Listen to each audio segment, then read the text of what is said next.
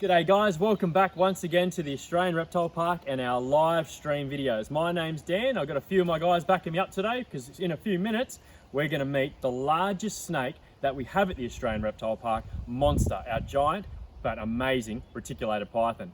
Now keep up with our videos every single day. Animal Tales with Tim Faulkner are great educational videos which you can check out every day at 10 a.m. So make sure you watch those, and we'll have plenty more live streams coming out throughout the rest of the week. Tomorrow, Jake Meany, one of our reptile keepers, will once again be jumping inside Elvis's enclosure and feeding Elvis, our big giant saltwater crocodile. Now, what we thought we'd do is introduce you now to Monster. Now, Monster is a massive snake, and generally when you're working with snakes this large, you have to remember that they're extremely powerful. Now, when you're working with a highly venomous snake, like a taipan or an eastern brown snake, you already know that those snakes are potentially quite dangerous because obviously they're venomous. This particular animal isn't like that. They don't kill using fangs and venom. They do it very differently. They use their teeth to hold on to prey. They use their extremely strong muscles. They're constrictor predators. They'll wrap around, they'll start to squeeze. What they'll do is stop the blood flow to the major organs, killing that animal, and that's how they do it. Which, if you're working with a snake as large as this, that's what they could potentially do to you.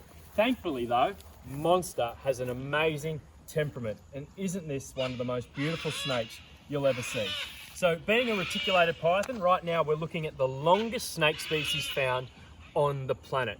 Now here in Australia we do have some pretty big snakes. Our two largest species is your scrub python, which is found in northern Queensland, and your olive python. Now a really big scrub python might get to around 6 meters long. That's about maximum. Same for the olive python, particularly the ones found in Western Australia.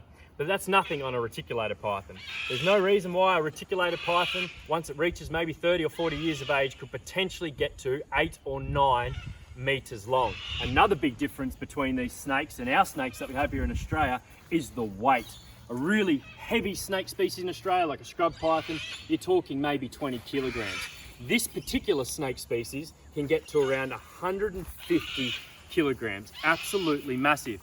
Now, that doesn't make them the heaviest snake species on the planet though. The heaviest snake species on the planet would be your green anaconda. That's a snake that can get to over 250 kilograms, but that species is found in South America. Now, reticulated pythons, not going to find them here in Australia. In Southeast Asia is where you might come across a big, beautiful snake like this. But there's another really large species of python that lives in that part of the world called the Burmese python. And between the reticulated python, the green anaconda, and the Burmese python, now we're talking about what is probably the 3 largest snake species on the planet. Now here in Australia, we're blessed when it comes to our snake diversity, particularly our front fang venomous snakes. We have over 170 snake species in total, and of those, 103 are front fang venomous snakes. Now, some of our snakes are quite dangerous, potentially dangerous, because they are highly venomous. Around 10% to 15% of our front fang venomous snakes can potentially cause harm to a human through a bite. But thankfully, in Australia, we have a very low account of snake bite death, and that's because of the amazing work that we do at the reptile park, milking those snakes for the production of anti-venom. But in saying that, this is a constrictor predator. Now, what we usually feed Monster is a goat. And not just any little tiny goat, I'm talking about a goat that might weigh 4 or 5 kilograms. For a big snake like this, they want to have one really large feed, and then the snake won't have to eat for maybe a month, 2 months, even potentially 3 months. In fact, I could probably not feed Monster now for around 6 months, and her body condition wouldn't change too much at all. So for a big, heavy body python like we're looking at right now, one really large meal might sustain them for a very, very long period of time. So as I said, here at the park, we usually feed Monster large chickens, or occasionally we'll feed them feral pig or goat. That is how we feed our big retics. Different when we're working with one of our front fang venomous snakes like an eastern brown snake, we'll feed them far more regularly. Their metabolism goes a lot faster, they move around a lot more, so again, we'll feed them more regularly than what we'd feed a snake like this. But how does Monster track down its prey? Now, if you get that camera nice and close, and look at that forked tongue, it's going to stick out every few seconds. Now, yesterday, we were talking about our varanids, our monitor species, and what they share in common with this snake is that forked tongue. They use that forked tongue, they stick it out, they pick up little scent particles, and you can see the idea of the fork to give them a sense of direction. If they can smell the prey item more on the right side of the tongue fork, they're going to head that way. On the left side, they're going to head that way. So they follow that tongue, picking up little scent particles. They're literally tracking that prey item down. Once they get close enough, they're going to strike out, grab that animal and start to squeeze. And you're talking about an animal, once they're past 20 or 30 kilograms, they are so strong, you really can't explain it until you've had one wrapped around you. But a snake this size that weighs 62.5 kilos, potentially quite dangerous. In fact, if this snake grabbed you and you were by yourself and you had no one to get it off you, there's a very good chance in a couple of minutes this snake could kill you. That's why we always have lots of keepers when we're working with our big giant snakes. But as I said before, Monster has one of the best temperaments for a reticulated python I've ever seen.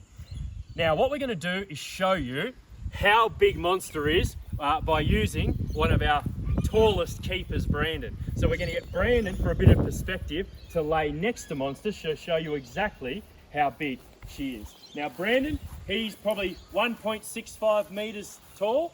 That's about it. Yeah, that's it. And probably about 500 centimeters round. But you can see right now how long the snake is. It's almost 3 Brandons if you look at it from start to finish. So a lot of people say also too when you're working with snakes is that a snake will go up to next to the prey item to measure it up to see if it can eat it. You can see Monster's not trying to do that at all. In fact, Monster's trying to head off in the other direction. It's not associating Brandon with food at all. It simply wants to move. The moment Brandon gave it a little touch, the snake started to move off away from Brandon. But that gives you a little bit of perspective between a person and a really large snake. But just think, Monster weighs 62 kilos. She's 5.5 meters long. This particular animal could get to 8.5, maybe 9 meters long and be 3 times as heavy. Imagine coming across a big, beautiful snake like that. Unfortunately, because these snakes are so pretty, it's a beautiful snake. We're looking at one of the most beautiful, attractive snake species on the planet.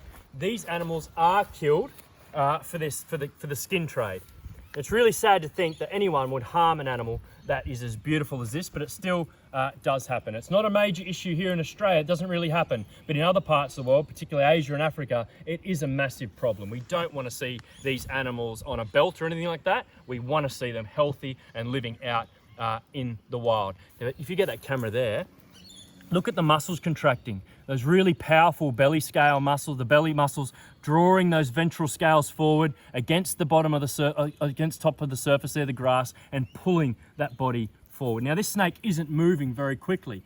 It's too big to do that. The fastest snake on the world is the black mamba from South Africa. It can get up to around 13, 14 kilometers top speed. So that's a pretty good reminder that even the fastest snake species on the planet, most people could out jog that. So snakes aren't really going to bother to chase you or anything like that, particularly a snake like this. But even our faster moving snake species don't really want to chase you. In fact, they always want to avoid you. That's the thing with snakes, particularly here in Australia. The snakes are going to see you as the potential threat. They're going to see you as the potential predator. So that's advantage us because it means the snake wants to do what it does best, which is hide from you or move away from you.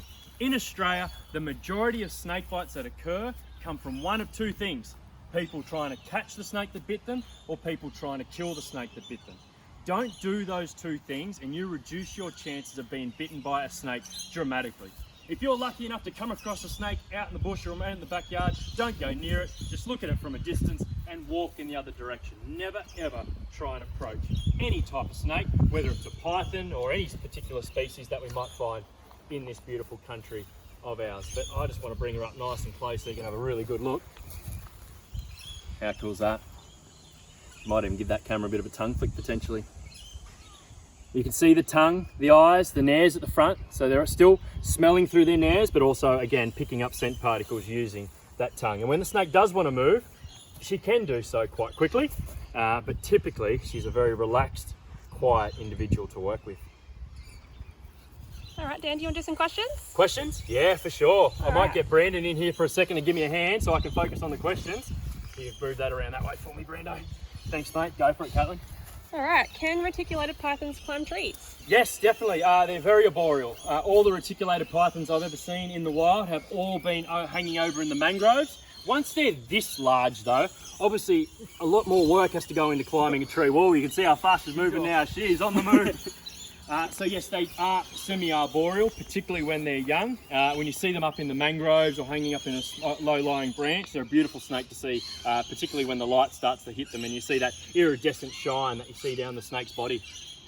There's some people who missed it at the start, but how long is she? 6.2 meters long and 62 kilos, sorry, and 55.5 kilos. So she's 5.5 5.5 meters long and 62.5 kilos. There we go. Thanks, Dad. Thank you, I got there in the end. Are they venomous? No, so this particular snake is a python.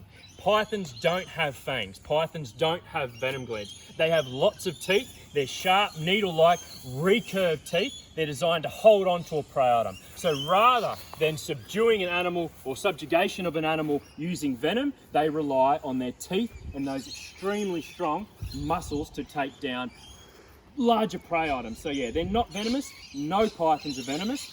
We have lots of non-venomous snake species here in Australia, but this particular Asian species, again, is a python. You'll never have a venomous python species. What kind of food would an individual this size eat? Any small to medium sized mammal. So as I said before, here at the park, we typically feed Monster anywhere between a 3 and 5 kilo goat. And she'll get that feed every 2 to 3 months. She'll digest it over about 11 to 14 days. And usually what happens, she'll eat a really large goat. And then at the other end, it'll come out the other side and I'll make bran and clean it up. Can they swim in the water? Snakes are excellent swimmers. You think of sea snakes in particular, the way they move, even the way their tails are designed, that paddle-shaped tail. But yes, reticulated pythons can swim. The majority of snakes are amazing swimmers. That sinuous body moving through the water, you can see how perfectly they're adapted. You know, no limbs. Really easy to move through the water. How old is Monster? Monster is 15 years old. So reticulated pythons in captivity, you may be looking at 35 years. So we might be looking after Monster for another 20 years, which is pretty exciting. And by that time, who knows, she might be topping the scales at 80 kilos, might get a little bit longer. All right, last question. What is the biggest reticulated python that you've ever heard of? The biggest was about 150 kilograms and was a tick over 8.5 meters long.